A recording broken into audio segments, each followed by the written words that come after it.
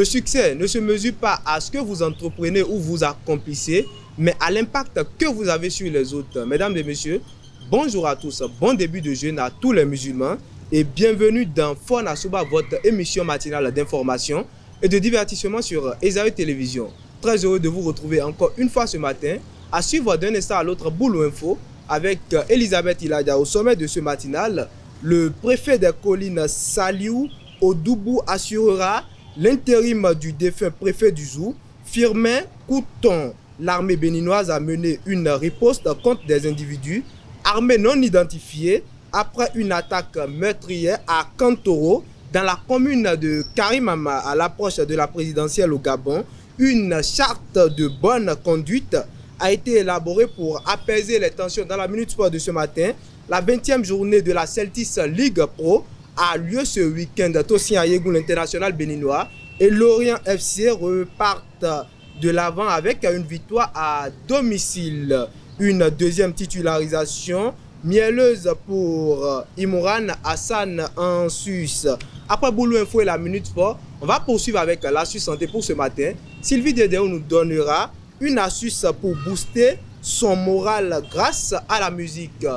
L'artiste du jour sera avec Elvik Umbeto et l'artiste qui sera peint ce matin est Johnny Kobas. Et voilà le statut de Fona Souba de ce matin. On démarre sans plus tarder avec Boulou Info et la Minute Sport.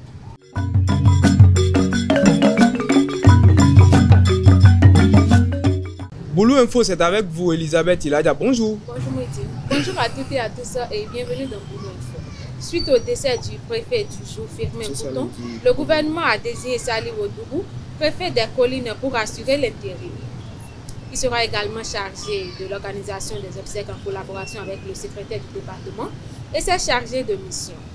Pour rappel, Firmin Couton est décédé le 25 février dernier des suites d'une crise. Après une attaque à l'engin explosif improvisé ayant causé un mort et plusieurs blessés dans ses rangs, l'armée béninoise a riposté en neutralisant une vingtaine de terroristes en 5 jours. L'opération, appuyée par des frappes aériennes, a également permis de détruire une importante logistique ennemie. Cette offensive intervient après une visite du général de division, Fluctueux Bagidi, pour renforcer les stratégies de lutte contre l'insécurité à la frontière nord du Bénin.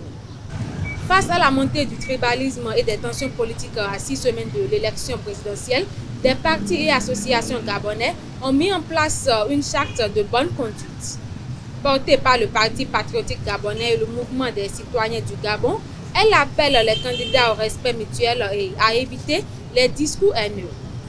Le texte a été soumis au Conseil national de la démocratie pour être signé par tous les candidats avant le scrutin du 12 avril.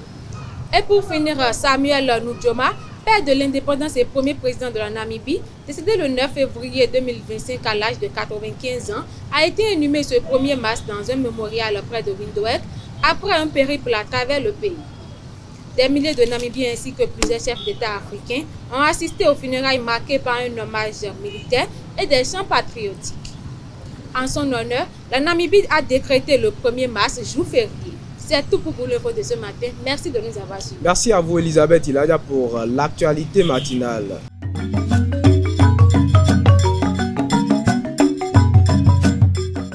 Dans la Minute Sport de ce matin, ce samedi 1er mars, Bani Gansé FC et Abeille FC se sont affrontés sur le stade communal de Tchaourou dans le cadre de la 20e journée de la Celtics League Pro.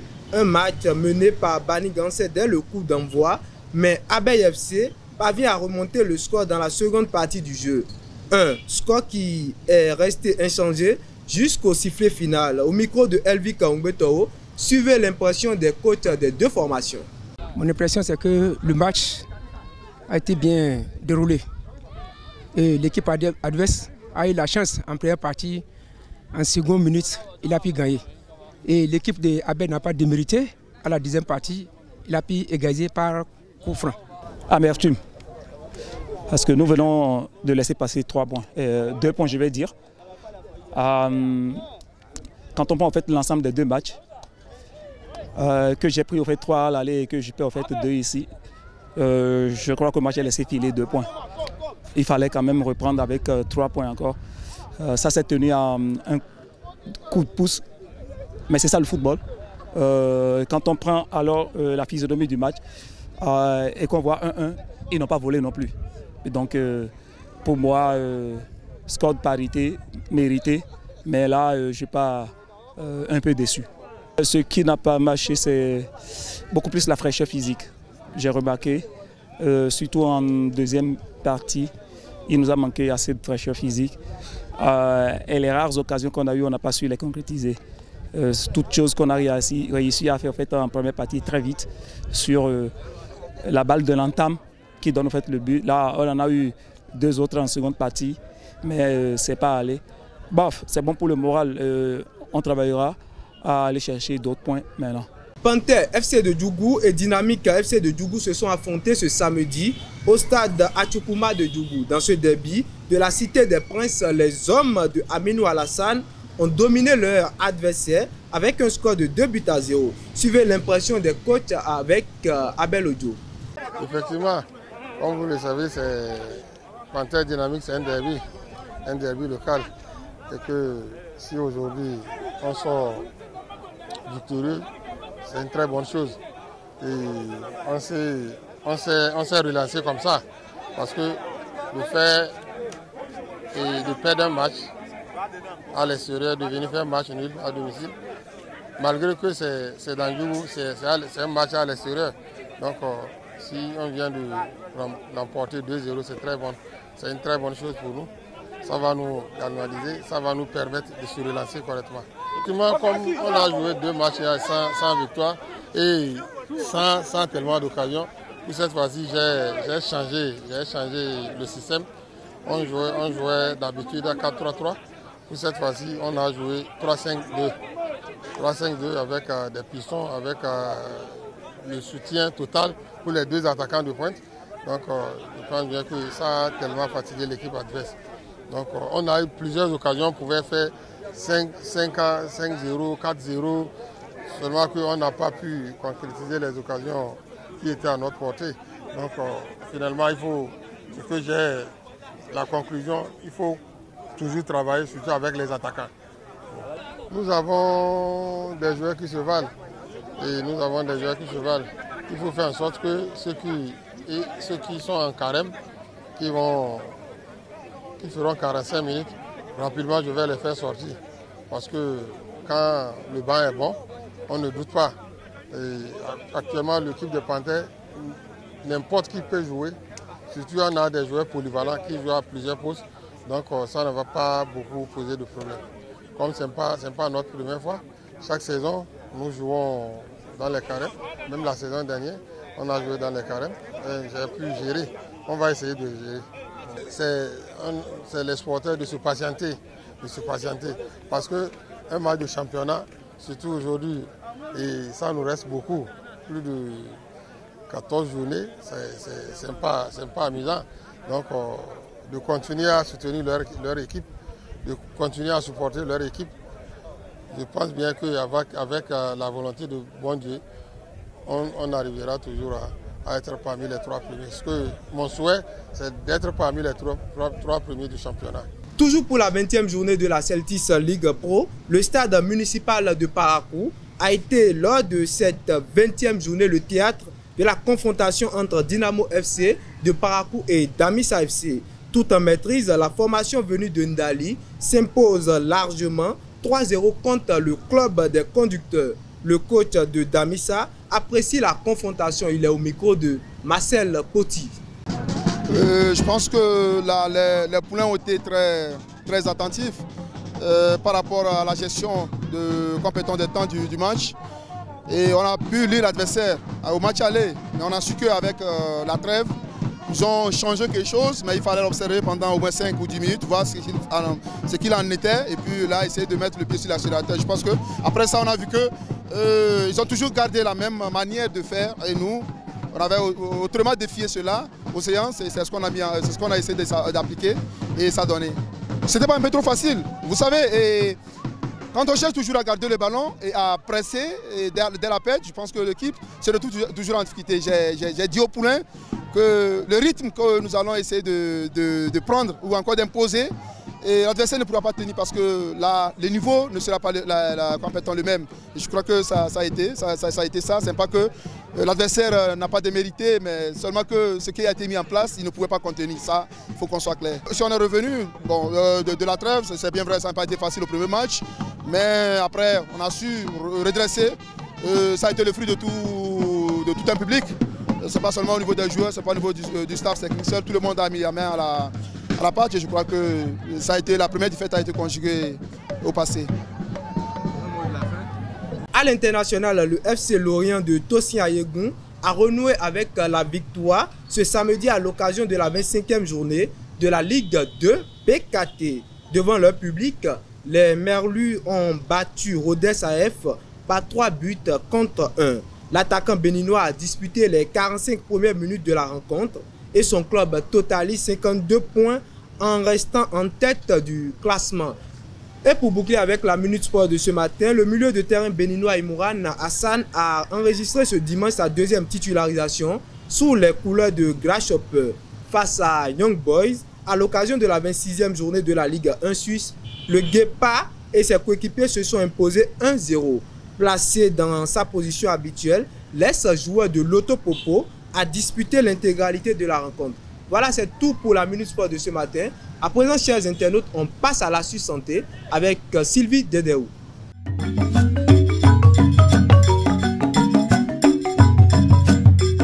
Une astuce pour booster le moral avec de la musique. L'astuce santé, c'est avec vous, Sylvie Dedéou. Bonjour. Oui, Djelawani, bonjour.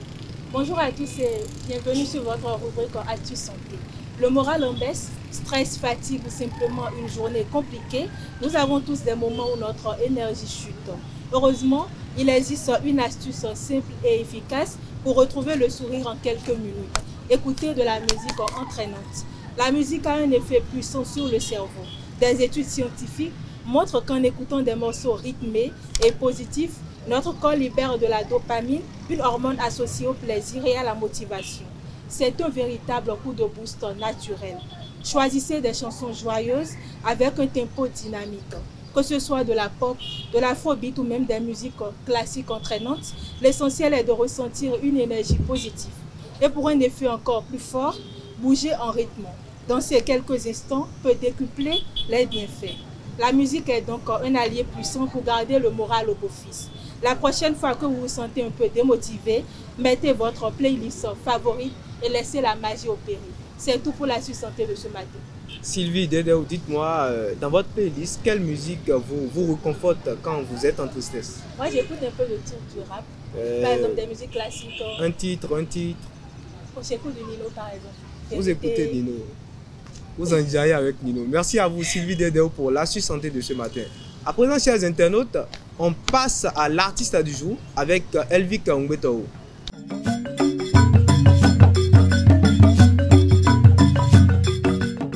Johnny Kobas, l'artiste du jour, c'est avec vous, Elvic Ngbeto. Bonjour. Bonjour, Moïse Lawal. Amis internautes des Antilles, bonjour. Natif de Western, Johnny Kobas, de son vrai nom, Jacob Toussaint Ezimbaba, est un artiste chanteur et compositeur. Il a pris goût de chanter depuis le bas âge lorsqu'il accompagnait ses aînés à la chorale. Vu son talent musical, Johnny Kobas n'a pas hésité à se faire montrer en faisant des interprétations dans les collèges. Son génie l'a plus orienté vers le rythme de son aîné Sergitos, qui est le créateur du madrum et du mafunk au Bénin. On l'appelle donc Petit Sergitos ou bien encore le fils du roi Sergitos. C'est dans ce concept qu'il a sorti son premier single intitulé Awechele, une mélodie qui fait le show partout au Bénin. Il a également composé son deuxième titre nommé Enawanyon, puis le troisième intitulé Donu et Tchotchon, un petit qui fait la fierté de la cité des 7 rivières. C'est tout pour l'artiste du jour. Merci à vous, Elvic, pour l'artiste du jour de ce matin. À présent, chers internautes, je vous invite à suivre Parlons-en avec Elvic Ngbeto et Elisabeth Ilada.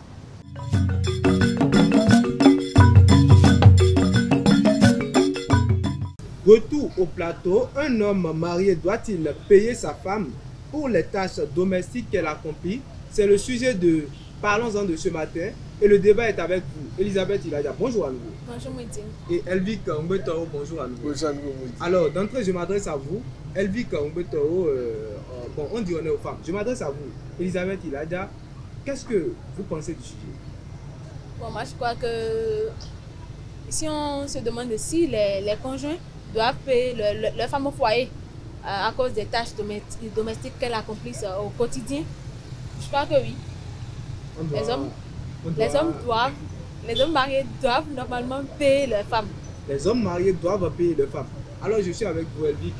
Est-ce qu'un homme marié doit payer sa femme pour les tâches domestiques qu'elle accomplit? C'est non, non et encore non. Comment un homme va se lever oui, comment un homme va se lever, un homme conscient va se lever et dire qu'il va payer sa femme pour les tâches domestiques qu'elle accomplit? Oui. Ça veut dire que la femme en réalité, elle ne travaille pas, elle ne fait rien. Elle reste à la maison toute la journée. Oui, je sais. C'est parce que tu restes à la maison toute la journée que je te paye pour les tâches domestiques. Est-ce que vous vous rendez compte, Elvic, que ce sont vous? C'est-à-dire que les mêmes hommes, ceux qui te disent que bon, la femme reste à la maison, que toi tu ne travailles pas, tu restes à la maison, ce sont eux après qui demandent à la femme qu'est-ce que tu apportes sur la table en fait. Tu sais à quoi? Rien. Tu restes à la maison toute la journée, moi je vais au boulot, je vais m'échiner au boulot, toi tu restes juste à la maison, tu ne fais rien et tu manges seulement, même celle, 25 francs tu ne peux pas payer. Alors qu'en réalité, la femme sacrifie elle, sa carrière, ses rêves pour prendre soin du foyer en fait. Donc je ne sais pas trop ce qui peut vous empêcher de la payer en fait. Elisabeth, sur ce point, je ne vais pas vous contredire, c'est vrai qu'il arrive que des hommes disent cela, que tu apportes quoi dans le foyer, tu fais ci. Mais souvent, c'est lorsqu'il y a un problème dans le foyer, lorsqu'il y a une situation qui dépasse l'homme, lorsqu'il est énervé, il est en colère, qu'il dit ces choses. Mais je vais poser une question. Donc quand on est énervé, on a le droit de tout dire. Quand elle est énervée, tu m'as jamais rien donné. Oui, tu m'as jamais donné 5 francs. Elisabeth, pourquoi dès le bas âge, votre mère vous a... Oui, votre maman, elle vous a dit que c'est comme ça, on fait telle chose. Les mères, elles apprennent dès le bas âge aux filles à préparer, à faire telle ou telle chose. C'est parce qu'elles les forment à devenir des femmes au foyer. C'est parce qu'elles les forment, Elisabeth, taisez-vous. C'est parce qu'elles les forment. C'est parce qu'elles les forment à faire les tâches domestiques, à rester auprès de leur mari, à soutenir leur mari dans le meilleur comme dans les meilleurs moments comme dans les moments qui ne sont pas très agréables. Maintenant, si vous vous levez un jour, laissez-moi s'il vous plaît, si vous vous levez un jour, vous dites que aujourd'hui, maintenant, mon mari doit me payer parce que j'ai accompli des tâches domestiques, ou bien est-ce que vous dites que l'homme doit payer la femme? Elisabeth, je suppose que vous êtes ma femme. Si je dois vous payer pour les tâches domestiques, c'est pas que je vais vous prendre directement comme bonnet et aller chercher une autre femme. Vous avez fini? Non, je demande s'il a fini. C'est une question que je vous pose. J'aimerais ajouter quelque chose. En fait, une femme que vous avez trouvée, une femme qui est allée à l'école, qui a eu, je ne sais pas trop, le PPC, le bac ou la licence par exemple. Il y a même d'autres femmes qui ont eu le master.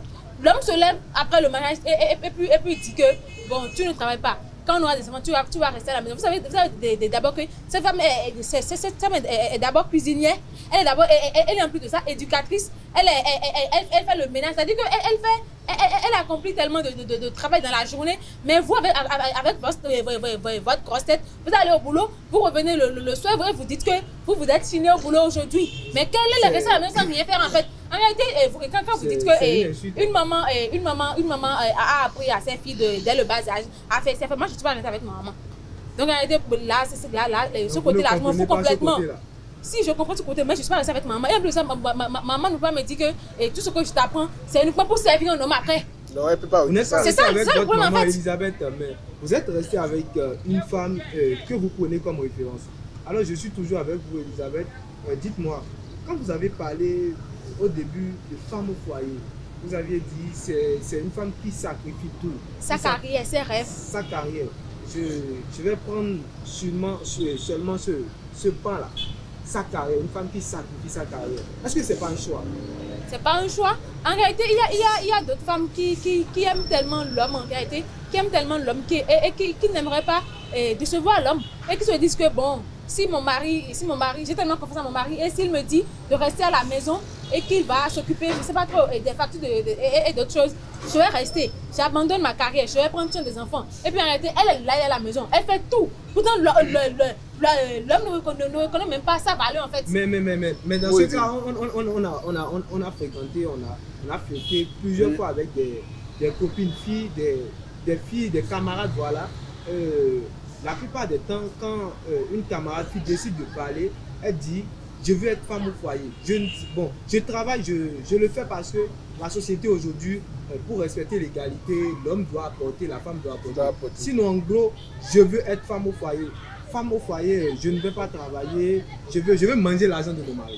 En réalité, moi, je ne sais pas qui vous fréquentez ou avec qui vous avez fait la classe. Vous, par exemple. Moi, je n'ai jamais dit que je veux être femme au foyer. Je n'ai jamais dit ça. Même en classe, je n'ai jamais dit ça. Et pourquoi j'irai à l'école si j'ai vraiment envie d'être femme au foyer? Pourquoi je vais me réveiller à 5h30 pour aller pour un coup de 7h? Si j'avais envie d'être femme au foyer, non. Parce qu'en réalité, je ne sais pas trop, mais il faut vraiment que vous savez qu'on est au 21e siècle en fait. Et puis les femmes ne veulent plus. C'est-à-dire qu'elles veulent plus que les hommes le marchent sur les pieds en fait. Parce que quand tu es femme au foyer, on te respecte rarement. Et puis, mais même la belle famille vient. Quand tu es femme au foyer, on te respecte rarement. Elvic, oui, Elisabeth disait tout à l'heure. Vous voyez, reconnaissez avec moi une chose. Ce n'est pas tous les hommes qui forcent les femmes à ne pas travailler, mais ce n'est pas tous les hommes qui interdisent à leurs femmes de travailler. Est-ce que vous savez cela au moins? Les hommes qui n'interdisent pas à leurs femmes de travailler, ce sont des hommes à qui ont vu leur maman aussi travailler en fait. Ce sont des hommes qui ont reçu l'éducation. Pas des hommes qui ont grandi dans une famille où seulement les filles qui travaillent et pas les garçons. J'ai déjà ce que vous voulez, merci. C'est pas tous les hommes. Ce que vous voulez. Oui, non, s'il vous plaît. C'est fini comme ça. Il a déjà ce qu'il veut. Elisabeth, si on ramène un peu le sujet, un homme marié doit-il payer sa femme pour les tâches ménagères? Un homme marié doit-il payer sa femme pour les tâches ménagères? Imaginons un instant que la femme n'est pas une femme au foyer, c'est une femme qui travaille. Est-ce qu'on doit vraiment payer cette femme, puisque vous défendez que les tâches domestiques, le rôle de la femme dans la société est tellement primordial qu'elle ne doit pas s'occuper de sa famille. Qu'elle ne doit pas s'occuper de sa famille. Non, moi je n'ai jamais dit qu'une femme ne doit pas s'occuper de sa famille. En réalité, elle dit s'il vous plaît. C'est vice versa en fait. Ce que moi je défends les femmes au foyer. Ceux qui ne travaillent pas. En réalité, si une femme, si tu rencontres. Je suis d'accord. Si une femme rencontre un homme qui est bien éduqué, mais même cet homme fait des travaux domestiques. Par exemple, maintenant, une femme au foyer qui rencontre un homme qui ne peut même pas se lever le matin et puis balayer la maison. Essayez de me comprendre. J'ai laissé ce point. Je ne parle plus de femme au foyer. Je dis une femme qui travaille. Est-ce que malgré qu'elle travaille, elle fait des travaux, c'est pas des tâches domestiques, on doit payer cette femme? Ça dépend. Ça dépend comment? Exactement. Ça dépend en ce sens que si par exemple maintenant les deux travaillent, l'homme travaille, la femme aussi travaille, et que si peut-être les deux quittent la maison à 8h, reviennent à 17h. Mais si par exemple la femme quitte la maison à 8h comme son mari, et revient à 17h comme son mari, et que c'est en rentrant que la femme doit, je ne sais pas trop, balayer et puiser de l'eau, faire la lessive, faire la vaisselle, et cuisiner, et tout ça, alors que l'homme est en train de regarder un match, tu vois que là, il doit encore la payer. Parce qu'en réalité, c'est pas ton esclave, tu l'as épousé, on dit que la personne est à moitié, pas ton esclave en fait. C'est à moitié pas ton esclave. Elle vit qu'une femme qui travaille. Oui. Et on sait tous que la femme est obligée, ou naturellement, la femme c'est celle qui s'occupe de la cuisine, celle qui s'occupe de quelques tâches ménagères. Oui. Je ne veux pas exagérer, Elisabeth. C'est elle qui s'occupe toutes les tâches. Qui devrait s'occuper de quelques tâches ménagères. Mais Elisabeth dit qu'on doit payer cette femme. Mais moi je trouve ça bizarre ce qu'elle dit. Ça va être difficile pour Elisabeth de trouver un mari, sauf les maris, sauf les maris aveugles. Sauf les maris aveugles. Merci, Elvic. Comment payer une femme pour les travaux qu'elle fait? Ce que tu dois faire toi-même, ce que tu sais que c'est moi, il doit faire ça, on doit te payer pour ça là. Mais c'est bizarre. Elle disait tout à l'heure qu'il y a des hommes qui interdisent aux femmes de ne pas travailler. C'est vous-même vous voulez épouser Marie lettré. C'est vous-même vous voulez épouser Marie cadre. Elisabeth, laissez votre affaire. On parle de droit, on parle de devoir. Si laissez votre affaire là. Le côté parental, le parent a droit de donner de l'argent à son enfant, il a le droit de faire des choses à son enfant. Mais est-ce que, dans ce cas, je prends un exemple très simple, on doit payer le parent.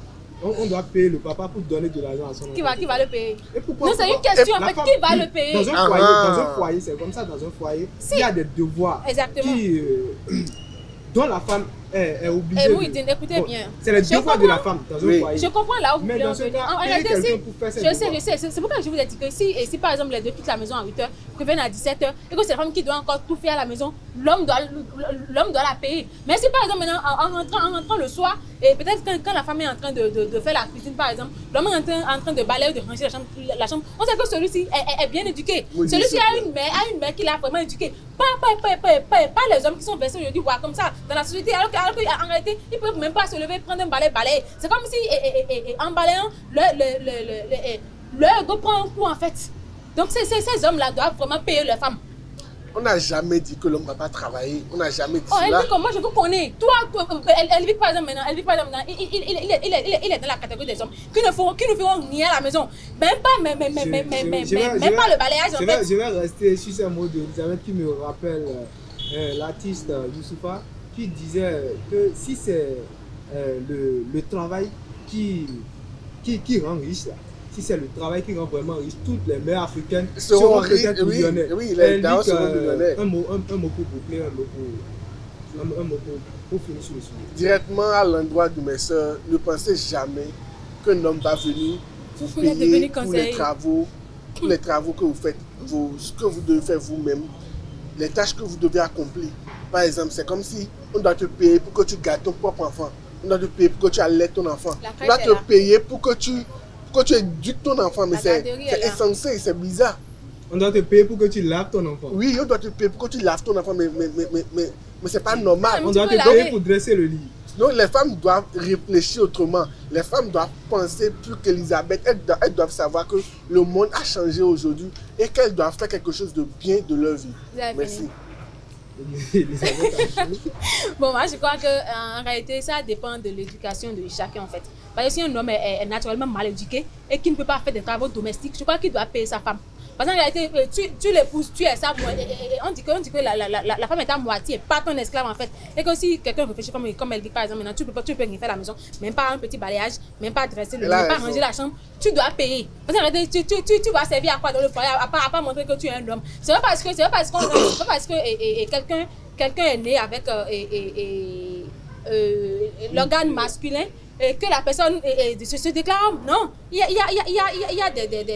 des garçons avec des barbes blanches en fait. Donc en réalité, je crois que si les femmes sont au foyer, si un homme interdit à une femme de travailler, je crois que cet homme a l'obligation de la payer. Parce qu'en réalité, la femme sacrifie ses rêves, sa carrière pour être au foyer, pour prendre soin du foyer. Elle a raison. Elle a raison. Elle a raison. C'est une femme mal éduquée qui demande de l'argent à son mari pour les travaux qu'elle accomplit. Pour Elisabeth, c'est une femme mal éduquée qui demande de l'argent pour le travail qu'elle accomplit. Vous avez éduqué. Mais le temps est écoulé. Vous êtes mal éduqué, c'est pour ça que vous demandez de l'argent à votre mari pour le travail. Vous êtes mal éduqué aussi, Elvika, s'il vous plaît. Elisabeth, arrêtez, on a fini. Pour Elisabeth ce matin, chers internautes, l'homme doit payer sa femme pour les tâches ménagères, les tâches. Mais Elvic, non et non. Voilà, chers internautes, nous sommes à la fin de Parlons-en de ce matin. Merci d'être restés jusqu'au bout et à très bientôt. Bon début de jeûne à tous les musulmans.